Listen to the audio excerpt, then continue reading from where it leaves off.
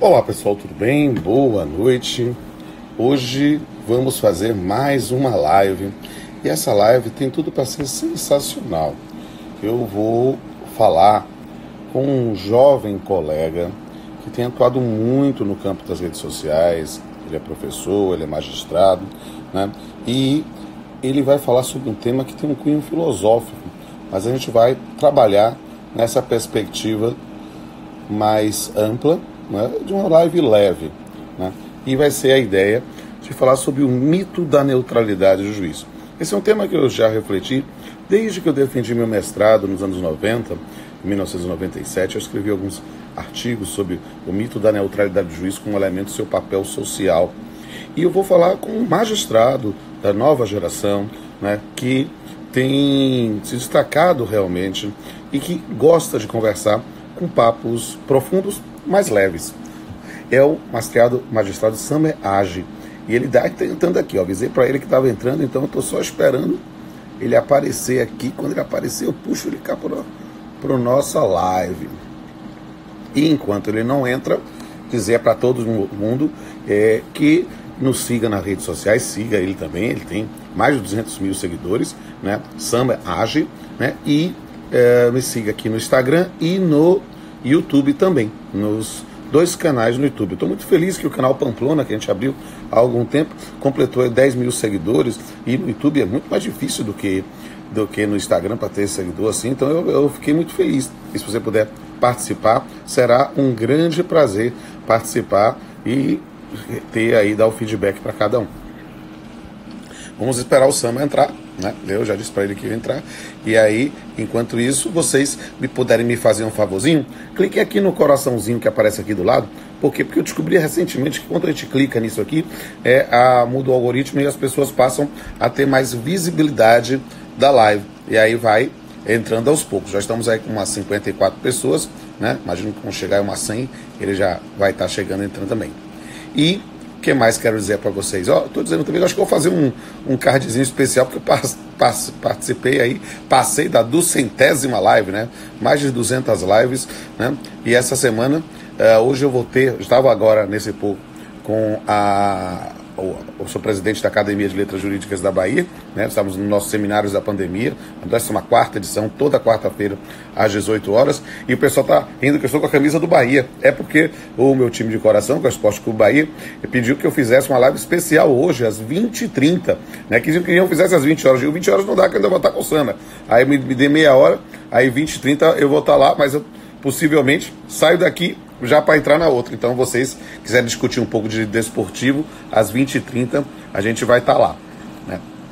E cadê o Samer?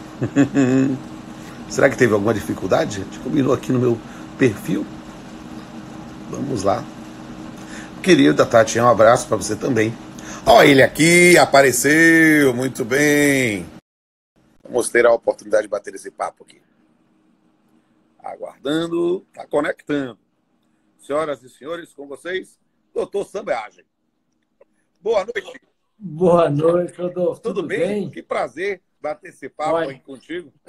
O prazer é todo meu. Eu me atrasei por um bom motivo. Eu li as suas poesias antes do ingresso aqui. Então, eu estava lá no blog, lendo sobre Anne, sobre o Arraiá. E aí, por isso que eu me atrasei. Não, tudo bem com você? Tudo na paz, querido. Tudo certinho, que bom. A gente aí precisa ter a oportunidade de se conhecer pessoalmente. Eu te conheço aqui das mídias sociais, né? Eu fico aqui, já sou seu seguidor e já estava dizendo ao pessoal seguir você também aqui, né? Que você tem atuado muito e ainda está no magistério também. É um prazer aí ter essa oportunidade de bater esse papo sobre um tema que é ao mesmo tempo profundo, mas que a gente pode falar com uma certa leveza, que é o mito da neutralidade do juiz. A palavra é sua, queridão. A sua boa ideia de nos conhecermos pessoalmente, faço questão de cumpri-la, mas não venha não, eu vou, porque eu adoro Salvador. Então, eu vou até Salvador e aí, numa dessas idas para Salvador, a gente bate um papo, conversa, se conhece pessoalmente. Muito obrigado, porque você é cantor, é poeta. Antes de a gente entrar no mito da neutralidade, vamos entrar nesse mito da pluralidade de funções e se é um mito ou não. Você é, é cantor, compositor, poeta, juiz? Como é que é? Tudo ao mesmo tempo? E Tudo ao sai mesmo poesia tempo. na sentença? Olha, eu já tive a oportunidade de fazer uma sentença e alguns despachos em versos. Às vezes não dá para fazer sempre, por quê? Porque a gente tem, na verdade, que fazer a outorga da prestação jurisdicional, manter em dia. E a gente que tá, a gente se expondo muito nas redes sociais, a gente tem que lembrar sempre que a gente não pode dar aso para falarem mal da gente. Então eu tenho essa coisa paranoica de zerar, eu digo, bater minha meta é zerar o meu GIM lá, o meu gerenciamento de informações do magistrado, todo mês, né? Eu digo assim, a minha postagem de ostentação. Aí eu faço lá para eu poder continuar fazendo tantas coisas. Mas, na verdade, a ideia da pluralidade sempre foi uma coisa muito importante na minha vida, né? Eu trabalhei com a arte, com a música, ainda adolescente. Aí, eu muito cedo, eu fiz concurso para servidor da Justiça do Trabalho com 19 anos, né? Aí me tornei servidor, naquela época era Código Civil de 16, então eu fui emancipado, né? Aí eu me tornei servidor público antes dos 21, né? E me formei em fevereiro e naquela época não havia o interstício, virei juiz em julho. Então, eu fui juiz com 23 anos, eu era muito novo, né, nesse ponto. Então, quando a gente começa, às vezes, muito novo, a gente, às vezes, quer parecer mais sisudo, ou mais careta, ou mais formal, ou mais distante, mas pelo menos eu posso dizer que eu superei isso muito rápido e voltei a ser eu mesmo. Então, aí foi uma época interessante, assim, porque quando eu tinha por volta aí de uns 30 anos, eu tive cabelo grande no meio das costas, usava rabo de cavalo, usava coque, fazia assim, às vezes tinha barba ou não, né? Porque para dar espaço, às vezes, para o respeito à diversidade. Por quê? Porque às vezes a gente, e você também foi juiz muito cedo, muito novo, eu estava ouvindo alguns posts seus, e eu sei como é que é isso, às vezes as pessoas ficam exigindo da condição do magistrado, não é somente uma neutralidade que a gente vai discutir, mas quase uma asepsia, né? Como se nós tivéssemos um único formato que fosse inodoro, incolor e insípido, como a gente aprendia a água, e como se a gente não tivesse fígado, não tivesse paixões, não tivesse vocações artísticas. Isso, às vezes, é muito complicado. E, de tempos em tempos, mudando sempre as mesas diretoras dos tribunais, às vezes, há corregedores mais receptivos e outros bem menos. Então, a gente acaba ficando muito ao alvedrio dessas estruturas. E isso é muito complicado, né? Aí, o que é que acontece? A palavra ensina, mas o exemplo arrasta. Então, a gente tem que ter, me permita, eu sou evidentemente bem mais velho que você, querido, e aí, mas como seu colega... Quantos anos você tem? Eu tenho 48. Quantos anos você tem? Um pouquinho só. Não é Um pouquinho tanto, só. não. Então, eu digo assim, não, você que está muito bem, então, né? Então, nesse ponto, eu posso lhe dizer que, nessa linha, a gente precisa realmente ter um testemunho diferenciado no nosso dia a dia. Por quê? Porque desde que eu entrei, por exemplo, nesse período do isolamento presencial, eu entrei numa maratona de lives, porque eu acredito muito na máxima de Gandhi, de quem não vive para servir, não serve para viver. E como eu ensino quase todas as cadeiras de direito privado, né? No direito civil como um todo, no direito de trabalho, já trabalhei com direito empresarial, alguma coisa de direito consumidor. Aí eu digo, olha, vou estabelecer determinados aspectos contratuais, trazer isso, trazer o debate, fazer isso. Só que, para eu fazer isso, eu preciso estar zerado, eu preciso estar em dia, né? O zerado, às vezes, não dá, às vezes, mas pelo menos sem processos em atraso dentro do rigor. Por quê? Porque é uma forma de nós podermos servir. Eu vejo você, um jovem talentoso, também no magistério, eu sei que a gente acaba sofrendo um pouco uma situação de ser vidraça. Mas, na verdade, a gente precisa ter, nesse ponto, a postura... Né? Você tem filho, Samer? Não. Não. Quando você tiver filhos, você vai ver um fenômeno muito interessante, que é quando eles começam a engatinhar. Porque quando eles começam a andar, né, engatinhar, eles ficam parecendo assim uma tartaruguinha, assim, todo durinho, mas para baixo. De repente, o pescoço endurece e ele levanta, sabe? Às vezes a gente precisa, na magistratura, sem perder a humildade, sem perder ao respeito aos que nos antecederam, aprender a endurecer o pescoço. Porque às vezes a gente, fazendo a melhor das intenções, a gente toma porrada de tudo quanto é lado. Então, a gente precisa compreender isso. E ainda mais nesses períodos dos últimos anos, né?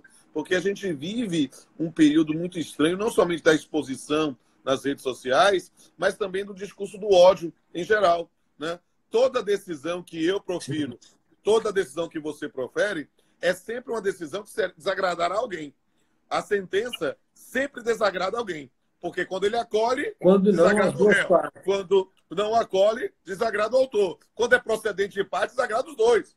Então, perceba, nossa função é desagradar. A gente precisa se blindar emocionalmente, psicologicamente, espiritualmente, para poder estar preparado para saber que a nossa função é desagradar. E por isso, o preço dessa sobrevivência está na fundamentação, está em cumprir o seu dever, né? E nunca me permita, eu sou juiz desde 95, né? Então me permita lhe tratar às vezes como você é um jovem brilhante e com uma visibilidade sensacional. Então eu estou lhe tratando como um padawan de um mestre Jedi, mas assim, me pedindo liberdade. A gente nem se conhece pessoalmente, só de rede social. Por favor, mas se eu lhe fique puder à vontade. Para mim, lhe dar uma dica de um coleguinha um pouquinho mais velho, eu diria sempre o seguinte, querido. Mantenha a sua atividade jurisdicional em dia, porque às vezes você não vai conseguir. Às vezes você está doente, às vezes você está com um problema na família, às vezes há momentos de tristeza. Eu já perdi meus pais, né? Quando meu pai faleceu, minha mãe faleceu, a gente fica... Minha mãe ficou doente, foi 4 anos numa cama. Conseguir cumprir isso é difícil, é muito difícil. Mas a gente tem que lutar, sempre. Não há outra opção que não lutar. Mas nesse ponto, lembrar que a gente né, tem, e o jurisdicionado não sabe, o nosso instrumento de trabalho é uma caneta, é um computador, é o teclado, é o mouse. Não é a espada justiceira que dá visão além do alcance do Lion, dos Thundercats. Não sei se essa referência pop é muito antiga para ti, mas a gente não sabe a verdade. O nosso Rivotril é o ônus da prova. O nosso Rivotril que nos permite ficar calmos, sabendo que demos o nosso melhor, é porque nós seguimos as regras técnicas do ônus da prova e decidimos. Mas lembrando sempre o quê? Que o processo tem partes, tem regras, parece um jogo, mas não é um jogo. Ali nós temos o patrimônio, as esperanças, né? A vida de alguém nas nossas mãos. Essa mensagem de nunca anestesiar a nossa capacidade de se indignar é, talvez, uma mensagem de um juiz que já dobrou o cabo da boa esperança para um talento como você. Eu concordo em tótem com você. Eu acho que a gente precisa, primeiro, aceitar essa humanidade nossa. Então, o sujeito se torna juiz, ele não deixa de ser humano. Eu penso que o juiz que não tem capacidade de ouvir não pode ser juiz.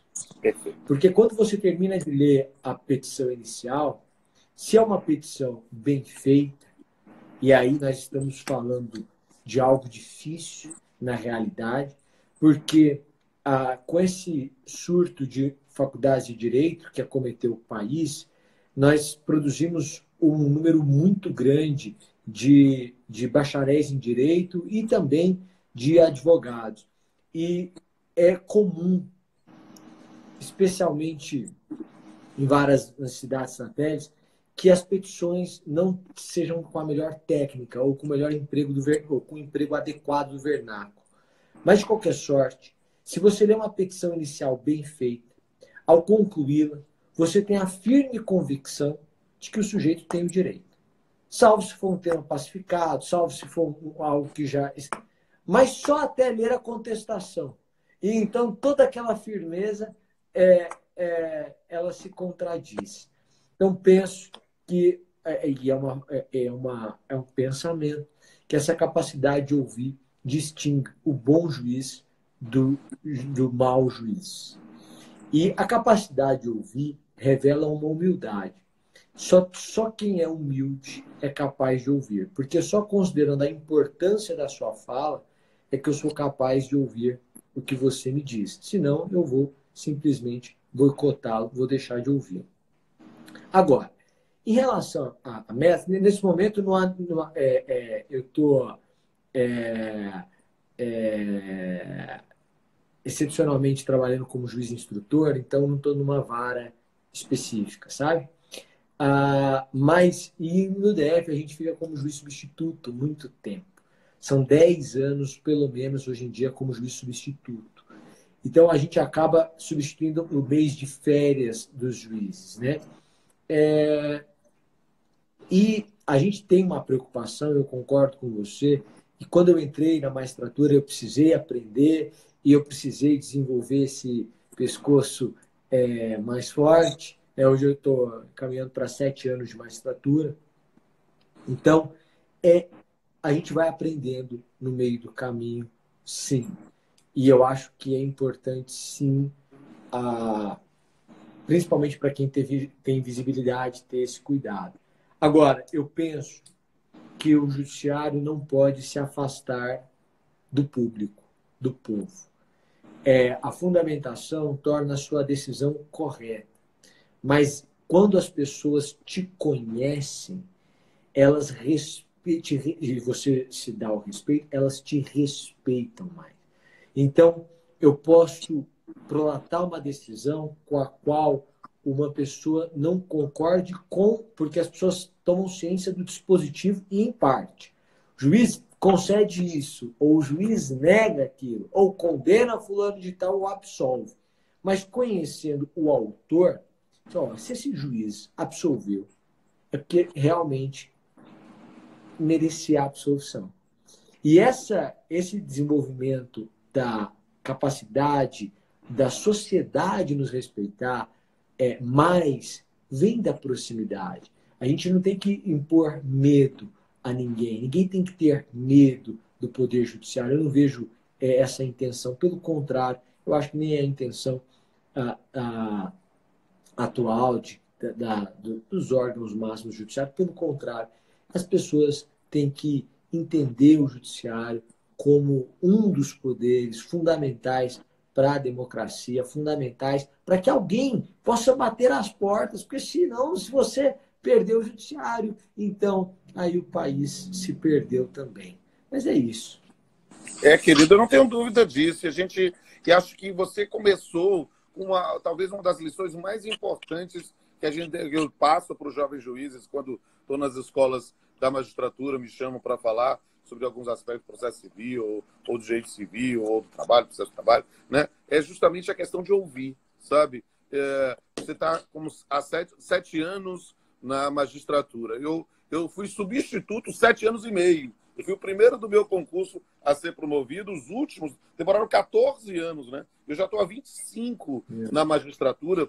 E uma coisa que eu sempre digo para os meus jovens colegas, quando vão lá, porque aqui eles têm essa estrutura de o juiz novo, ele fica, entre aspas, estagiando. Ele passa um tempo assistindo audiências comigo e aí verificando esse dado. E para mim isso é um prazer enorme. Eu costumo brincar dizendo, porque eu sou juiz e professor há quase ou menos a mesma época. Eu sou juiz há 25, professor há 24 e pouco.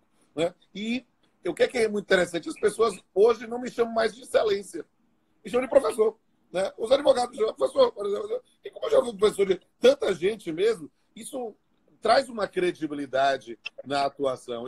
Essa coisa do contato com a sociedade é fundamental. O juiz precisa aprender a falar a linguagem acessível para o cidadão. É engraçado isso. Agora não, que eu estou coroa já não tenho mais cabelo, nem barba. Mas uma época, quando eu tinha um cabelo grande, a barba, eu usava rabo de cavalo, coque. Eu falava uma vez por mês na repetidora aqui da TV Globo aqui em Salvador. Né? E aí falava para tirar dúvida do cidadão sobre a trabalhista. E aí eu ficava conhecido lá como juiz cabeludo. Né? E aí o que era interessante? Eu ia para o shopping com meus filhos, as pessoas me paravam.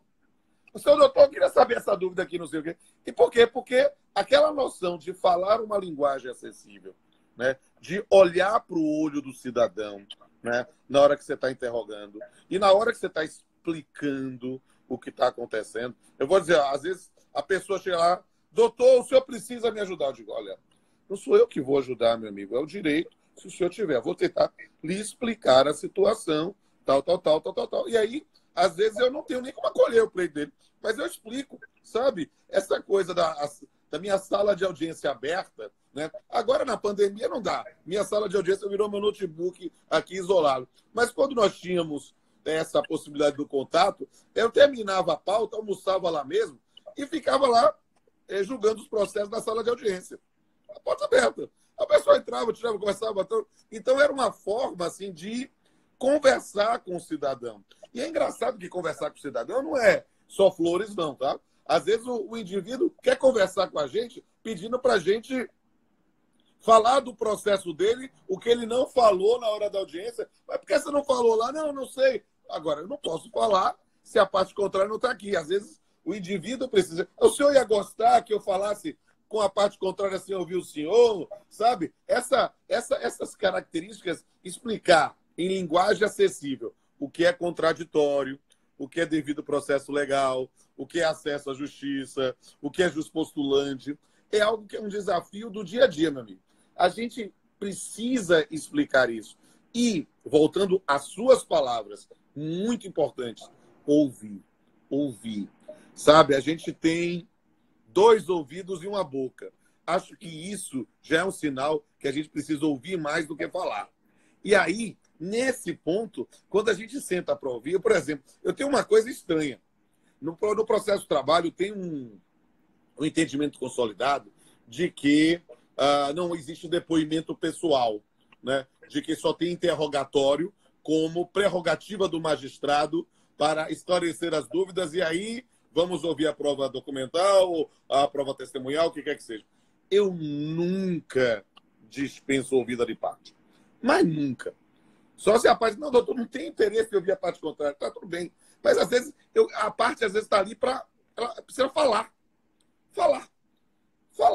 Esse falar, botar para fora, às vezes, ajuda a empoderá-la para negociar uma solução, né? Exortar por uma solução negociada, que é algo que, no campo das relações privadas, é extremamente importante. A gente poder deixar a pessoa falar para depois tentar aparar as arestas e tentar resolver da melhor sentença possível, que é a sentença que chancela um negócio jurídico que põe termo à lide. Isso é sensacional. Mas, para isso, meu amigo, meu jovem padawan, é preciso paciência, é preciso tolerância, é preciso alteridade, sentir a dor do outro, sabe? Às vezes, a pessoa quer chorar, a gente ouve, oferece um copo d'água, vamos lá. A gente tem que ter cuidado também para não se comover. É sentir a dor, mas também garantir o contraditório. Não é uma medida fácil, porque a justa medida não existe. É algo a se construir. Mas eu não tenho dúvida que você tem talento de sobra, não para só ouvir, mas para me ensinar. Diga aí, querido. Não, eu estou achando ótimo. Fique à vontade para falar. Eu concordo. Você falava sobre trazer palavras simples, o que significa contraditório, ampla defesa, devido ao processo legal, enfim. Eu penso que há dois males que acometem a população. Primeiro, e aí, é só para a gente conversando. Primeiro, é o mal da injustiça. Por quê? Porque o que é justo no processo é isso. O processo é instrumento. Então, eu conversava, outro dia fiz uma live com o ministro Noronha, então ele dizia, as pessoas se preocupam muito com o processo, mas o processo é instrumento para o direito material.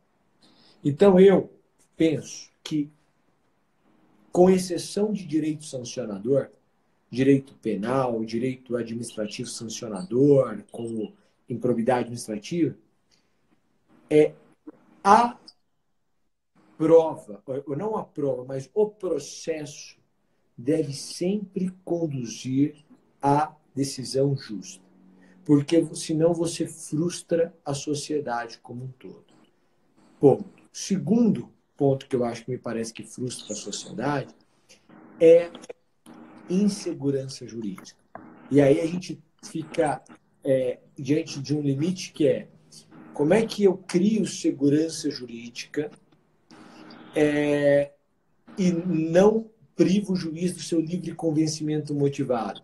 Mas, ao mesmo tempo, como é que eu explico para o cidadão que a ação caiu na primeira vara civil, 2 sujeitos querem ingressar na universidade, os 2 estão no segundo ano, ou na metade do terceiro ano na escola, os 2 passam no mesmo vestibular, medicina, numa universidade particular, ali um passou em 5º lugar, o outro passou em 6º lugar, eles estavam juntos na escola, eles ajuizam a ação. Aí uma ação cai na primeira vara civil, a outra ação cai na segunda vara civil.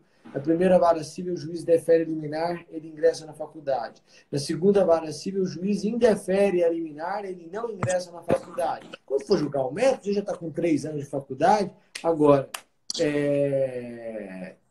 não tem como mais tirar, esqueça. Agora, veja, como é que eu vou explicar para o cidadão que tem igual direito, ou os 2 têm direito, ou nenhum dos 2 tem direito. E aí, como então atender esse clamor social? Eu queria a sua opinião.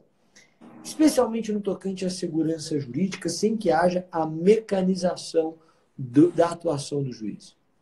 Olha, querido, essa é uma questão que é, sem sombra de dúvida, uma pauta nas discussões políticas sobre o direito há muito tempo. A ideia de uniformização da jurisprudência, a ideia de evitar criar falsas expectativas em determinados aspectos que acabam indo para os tribunais superiores e não sendo acolhidos, é algo que motivou ainda no projeto de emenda constitucional da reforma do judiciário, que veio a desembocar na emenda 45, tramitou 12 anos, várias discussões sobre isso, dentro da ideia da súmula vinculante, que foi a que passou, mas também a súmula impeditiva de recursos, entre outras modalidades. No CPC de 2015, com toda uma construção de força vinculante de precedentes, para tentar justamente pensar nessa satisfação em determinados aspectos. E aí, querido, sem sombra de dúvida, a gente pode dizer que para esse cidadão, a letra a justiça, ela só será alcançada, primeiro, se é questão que está consolidada em tribunais superiores, se o magistrado tiver a consciência de estudar a jurisprudência, como está vendo ele, e não querer decidir com base no voluntarismo, no seu senso individual de justiça, mas sim aquilo que o sistema como um todo pode dizer que deve ser a resposta adequada. Se, vírgula, porém, vírgula, não há esse entendimento sedimentado, aí, infelizmente, para o cidadão, nós vamos ter que imaginar que não dá para discutir a justiça nesse ponto, porque não há previsão legal específica, não podemos nos valer do non-liquid, o juízo tem de julgar, e aí nós vamos ter todo um trabalho de sedimentação, de consolidação. Parece-nos que nessa circunstância que você está falando, especificamente do deferimento da liminar, já há alguma jurisprudência nesse ponto que se consolida, e querer remar contra a maré não é a melhor postura para o magistrado. Por isso, o conhecimento do sistema deve ser melhor. Tá? E aí a gente pode caminhar para essa ideia do mito da neutralidade, que a gente começa a falar, justamente isso. Quer dizer, por exemplo, a sua experiência de vida contribui, ainda que de maneira inconsciente, para a sua decisão. Sem sombra de dúvida. Então, eu fui delegado de polícia há 3 anos. Por 3 anos. Certamente, o que eu vi e o que eu vivi em delegacia orienta, e olha que eu sou bastante garantista, mas orienta a minha decisão, porque eu consigo imaginar exatamente como se passou a situação ali na delegacia, o depoimento, porque é como se eu voltasse e visse. Isso influencia a minha decisão? Certamente. Então, falando sobre neutralidade, e assim, a ideia é que o juiz tem que ser imparcial, não tem que ser neutro, não é possível ser neutro. Não é essa a ideia do mito? Sim, na verdade, porque a sociedade às vezes confunde imparcialidade com neutralidade, né? Eu digo neutro não é marca de gente, é de detergente. Aí você tem detergente neutro, mas gente não é possível ser neutro. O que nós temos é imparcialidade no sentido que há um preço para a imparcialidade.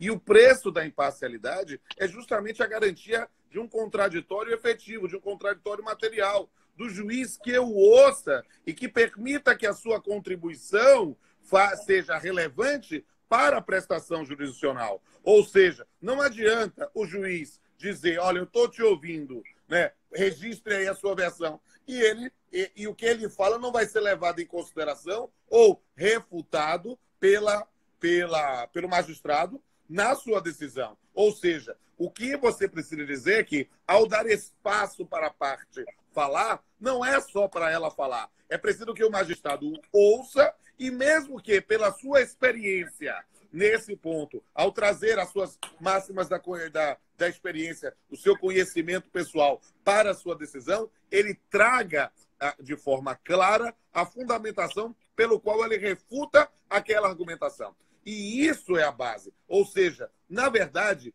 neutralidade do juiz é mito para uma sociedade que esquece que o juiz é um ser humano, que tem suas paixões, suas crenças, seus complexos, seus traumas. E nesse ponto, ele, como ser humano, vai atuar. Mas isso o torna imperfeito para a prestação jurisdicional? De forma alguma. Ele é perfeito para a prestação jurisdicional porque ela é otorgada por seres humanos. Mas ele deve atuar de forma adequada quando ele traz a fundamentação. E não aquele livro que eu vendo de Calamandrei, de Eles, os Juízes, visto por um advogado, né? Tem lá uma expressão muito interessante, um capítulo, que ele fala que há determinados magistrados que fundamentam como uma bomba relógio. Ou seja, eles sabem como é que deve ser a decisão dos tribunais, mas, por disciplina judiciária, querem acolher, mas praticam determinados atos com uma fundamentação, às vezes, tão pífia, que é como se jogasse a decisão para ser anulada. Né? Aquela maneira vai chamá-la de bomba relógio na sentença. Isso não é possível. Isso é uma irresponsabilidade. Na nossa atuação como magistrados, eu, você e todos os nossos maravilhosos colegas, a gente tem que buscar sempre uma fundamentação que, eu digo assim, é preciso sair do armário, é preciso sair da zona de conforto e dizer, estou decidindo isso por causa disso e daquilo outro. Ou seja, a fundamentação clara para dizer, olha, se Vossa Excelência, tribunal, achar que é diferente, tudo bem. O juiz não pode se ofender se a sua decisão é reformada, mas ele deve propugnar sempre, para que essa reforma seja por uma outra fundamentação. Então, essa é a linha para poder compreender na prática. Diga aí, Felipe. Não, eu concordo com você. Eu acho que o que você está dizendo é a neutralidade não existe e uma forma de demonstrar sua imparcialidade é tornando clara a sua razão de decidir, explicitando sua razão de decidir. Eu temo muito a quebra da imparcialidade do juiz. Eu temo muito a parcialidade do juiz. E eu temo muito a parcialidade do juiz, especialmente quando a gente está diante, por exemplo, de uma vara de trabalho em que há uma nítida atuação do magistrado, fazendo às vezes de um ministério público em audiência. Mesmo ponto na vara criminal. E o inverso também. O juiz que nunca condena, um juiz que faz o papel de um defensor público. Enfim, penso eu que nenhum nem outro estão bem. A gente tem que assumir a ausência de neutralidade, não há problema, não é uma questão, não é como o judiciário assumiu que é contra-majoritário, pronto, da essência, não há problema, não é um problema. E aí o meu argumento, né, a minha sugestão, para mim todo juiz tinha que fazer análise, eu tenho um psicólogo para tratar de traumas que ele viveu na infância, para entender por que ele age assim, qualquer que seja o juiz, para que a gente possa, para que o sujeito possa distinguir até que ponto é o racional dele, até que ponto não é o racional dele, por que ele tem essa especial dificuldade em condenar ou em absolver, por aí. Eu acho que é um Fique à melhor vontade. caminho. Eu faço análise desde que meu pai morreu. Meu pai morreu em 2002, então há cerca de 18 anos eu faço análise, né, em Guiana, e eu posso dizer que isso me torna melhor, sem sombra de dúvida. Mas posso ir além, não é somente o aspecto psicológico que deve ser levado em consideração, que é importantíssimo, mas também um aspecto cultural, querido. Sabe por quê? A gente tem, a gente não pode perder nunca o respeito pelas instituições. Nunca. Isso não é tolerável. Ainda mais nesses momentos estranhos que estamos vivendo. É preciso entender a importância do respeito às instituições. Mas respeito não quer dizer reverência excessiva, né? Perceba, nós fazemos parte de um ramo do poder, né? O poder judiciário, em que os nossos órgãos colegiados são chamados de corte. Corte é coisa de rei, velho. A gente começa a achar que essa reverência que fazem para nós, nos chamando de excelência, é porque somos efetivamente excelentes no trato. E não! Somos imperfeitos, somos seres humanos na atividade jurisdicional. E por isso, isso aqui é muito importante quando a gente atua, querido, que é justamente para compreender que juiz que acha que se curvar a um entendimento jurisprudencial consolidado é algo que o violenta, esse tem sérios problemas psicológicos.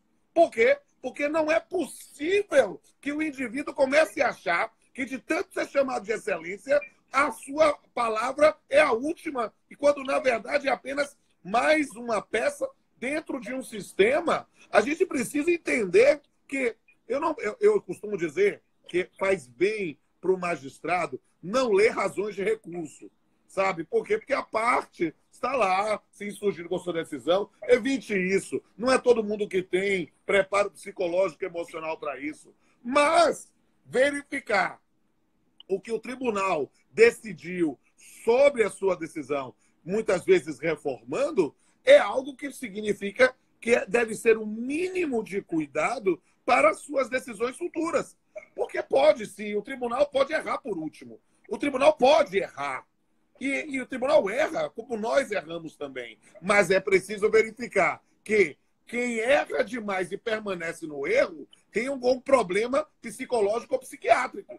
A gente precisa ver. Ora, essa é uma situação em que talvez o tribunal tenha ido mal, tudo bem. Mais uma, duas, três. Sobre matéria de direito, há alguma necessidade de fazer uma atualização, uma reciclagem. Sobre matéria de fato, não. Sinceramente, sobre se o fato ocorreu ou não, se o juiz se convenceu de que tal fato ocorreu com base na prova testemunhal, né? Mas o magistrado de segundo grau acha que o fato não ocorreu com base em outro meio de prova, isso, na prática, é absolutamente, na prática, para a formação psicológica do magistrado, absolutamente irrelevante. Por quê? Porque, nesse ponto, é uma questão de percepção. As pessoas não percebem o que é provar, meu amigo, sabe? Porque eu sou professor de metodologia no mestrado e doutorado da UFBA, né? E aí eu fico dizendo, olha, poucas palavras, poucas expressões são tão submetidas a desvios teóricos do que provar. Né?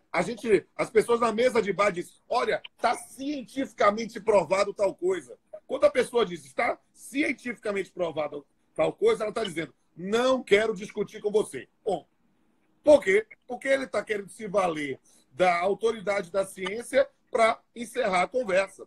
E, na verdade, provar algo é construir um consenso. Provar nos autos é formar o convencimento do magistrado. Por quê? Porque aquela mesma prova que formou o convencimento do magistrado pode não formar o convencimento do colegiado. Então, na verdade, é algo que é um consenso do que é aceitável para demonstrar um suporte fático no que vai ter aplicação do direito. Então, o juiz se ofender porque o tribunal pensou de forma diferente sobre os fatos, o indivíduo tem sérios problemas psicológicos, ou, isso é psicológico de qualquer forma, mas é a verdade, o problema que está na Bíblia, né? Vaidade das vaidades, tudo é vaidade. O indivíduo não consegue controlar a sua vaidade e acha que alguém, porque decidiu de forma diferente assim, é um inimigo, um beócio, um imbecil, porque viu de forma diferente. Isso, na verdade, é um dos grandes problemas da contemporaneidade, que é justamente não admitir o pensamento diferente. Eu tenho, nas minhas redes sociais, me declarado publicamente um militante anti-preconceito. O que é isso? Na verdade, eu sou um libertário. A ideia de que aluno meu pode ser mortadela e pode ser coxinha.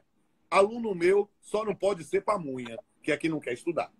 Então, se ele estudar, fundamentar, ele pode ter a ideologia que queira, desde que ele faça isso de forma fundamentada e explícita, para que possa, nesse ponto, ter o controle judicial de suas razões. Muito legal mesmo. Muito obrigado, Rodolfo. Foi uma aula. Estou assistindo com as pessoas, estou achando excelente. Te agradecer mesmo, né? Concordo com você em toto mesmo. Acho que o caminho é esse. Valeu. Muito obrigado. É prazer meu. Já está chegando ao final, já estamos com 43 minutos aí. Mas aí, para dar um tempo de arremate, dizer ao pessoal, gente, juiz não é neutro. Quem acredita que juiz é neutro é puro mito. Na verdade, o juiz é imparcial e a imparcialidade está no preço do contraditório, na fundamentação e justamente nessa decisão que é tomada, como o Samer colocou muito bem no começo, ouvindo. É preciso ter tolerância, alteridade, respeito aos outros. E eu quero pedir a todos e todas que estão nos seguindo que sigam aí o Samer Age, esse talento dessa nova geração de magistrados e professores. Me sigam aí também no Instagram e no YouTube e nos blogs de poesia. Você quer que eu recite uma poesia para terminar aqui? Vamos encerrar com uma poesia sua, por favor. Vamos fazer aqui. Tem uma poesia minha que é muito conhecida, né? Que eu tenho muito orgulho dela. Eu escrevi essa poesia quando eu fiz meu livro sobre direito de família, né? Meu livro com o Pablo Stose, né? Quando eu estava fazendo o capítulo de união homoafetiva. E eu dizendo, poxa, eu sou um homem branco, cis, hétero, como é que eu vou escrever com profundidade sobre a união homoafetiva? Aí eu disse, eu me valho do meu lado poeta. E esse poema que fez tanto sucesso que o Leandro Carnal recitou numa palestra e, de repente, as pessoas passaram a me seguir aí no YouTube, que ele achou engraçado. Legal. Um juiz que se declara militante anti-preconceito. Aí ele disse assim, olha, talvez eu tivesse preconceito com juízes, né? Talvez juízes possam ser contrários ao preconceito. Vou recitar. E dedico a você, meu jovem. O poema se chama Preconceito. Fique à vontade, por O favor. poema se chama Preconceito. Sou baiano, negro, pobre e gay. Sou cigano, feio, baixo e chinês. Nordestino ou argentino. Idoso ou menor carente, deficiente ou impotente, crente ou ateu, árabe ou judeu, ubandista ou adventista, testemunha ou kardecista, migrante ou imigrante, presidiário ou proletário, bêbado ou drogado, alcoólatra ou viciado, desempregado ou condenado. Sou muito mais que tudo isso, senão na carne, no espírito, de solidariedade com aquele que sofre, chora e morre, não pelo que faz ou fez, mas pelo sentimento incontrolável de quem não compreende e nem faz qualquer esforço para isso. É preciso sentir na pele, por vezes literalmente, para dimensionar a loucura de julgar o outro sem dado objetivo que justifique essa postura. Não é fácil matar um leão por dia e ser excluído pelo grau de melanina, ou por quem você suspira, ou pela sua luta diária, ou pela sua conta bancária, ou de onde você vai ou vem, ou de quem você crê no além. Esqueça-me por um dia, ou melhor, definitivamente, pois o meu maior defeito é parecer diferente aos olhos de quem esqueceu qual o sentido de ser gente. É isso aí.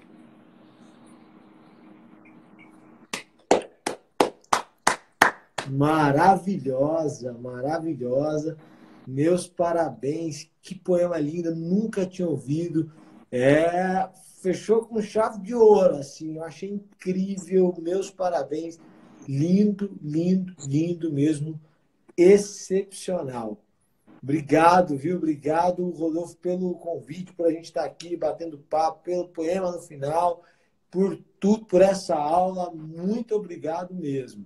E o prazer é meu e eu quero, nesse momento, mais uma vez, te dar parabéns pelo trabalho que você faz nessa nova visão do magistrado, nessa sua atuação nas redes sociais. Eu tenho muito orgulho, né, de dizer que na magistratura nós estamos lado a lado, né, cada um numa corrida de revezamento. Eu já carreguei o bastão no passado e agora ele está muito bem carregado por você, meu amigo.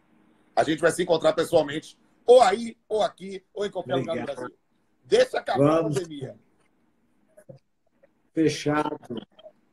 E você agora combinado. Um abração. Os links dos blogs aí, pode conhecer à vontade.